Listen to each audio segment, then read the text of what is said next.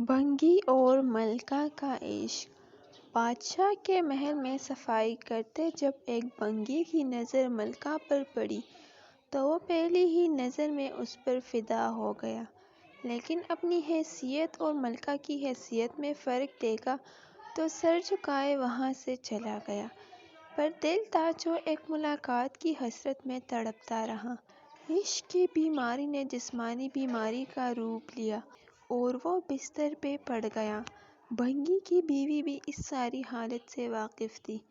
بھنگی کی خراب حالت کی بنا پر اس کی بیوی اس جگہ کام پہ لگ گئی۔ کئی دن تک جب بھنگی ملکہ کو وہاں نظر نہ آیا تو اس نے اس کی بیوی سے دریافت کیا۔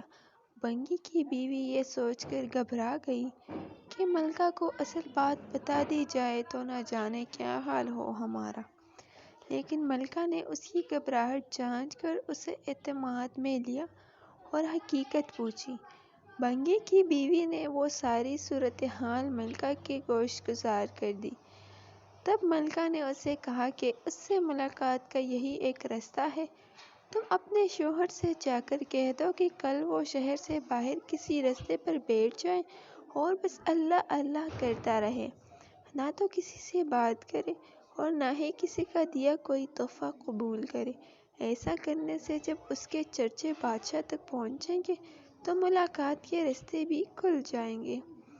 ملکہ کا پیغام سنتے ہی بھنگی کی جان میں جان آ گئی اور وہ گداؤں کا بھیس بدل کر ایک رستے پہ جا کے بیٹھ گیا اور اللہ اللہ کا ورد شروع کر دیا۔ آنے جانے والے اس سے متاثر ہوتے اور نذرانے ساتھ لاتے، لیکن نہ وہ سر اٹھا کے کسی کو دیکھتا نہ ہی کسی چیز کو ہاتھ لگاتا۔ کرتے کرتے خبر بادشاہ تک پہنچ گئی اور اس نے وزیر کو بھیجا کہ دریافت کرو کہ کون ہے وہ اور اس کی سچائی کس حد تک ہے۔ وزیر نے واپس جا کر بادشاہ سے اس کی بہت تعریف کی۔ بادشاہ فیض پانے کی غرض سے خود چل کر اس کے پاس گیا۔ جب ہر طرف اس کے چرچے ہونے لگے تو ملکہ نے بادشاہ سے اس نیک انسان کی زیارت کی خواہش ظاہر کی۔ بادشاہ نے اجازت دی۔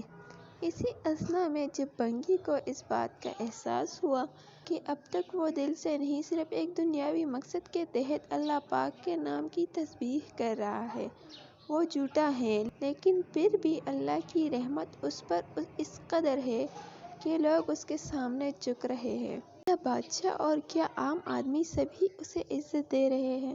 یہ کرامات تو صرف زبان سے وہ پاک نام لینے کے ہیں، اگر سچے دل سے اس نام کی تسبیح کی جائے تو اور کتنی رحمتوں کا نزول اس پہ ہوگا۔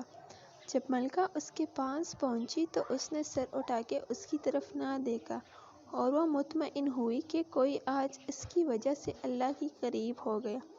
وہ روتی ہوئی واپس محل چلی گئی۔ بے شک اس پاک ذات کا ذکر اپنے آپ میں ایک رحمت ہے۔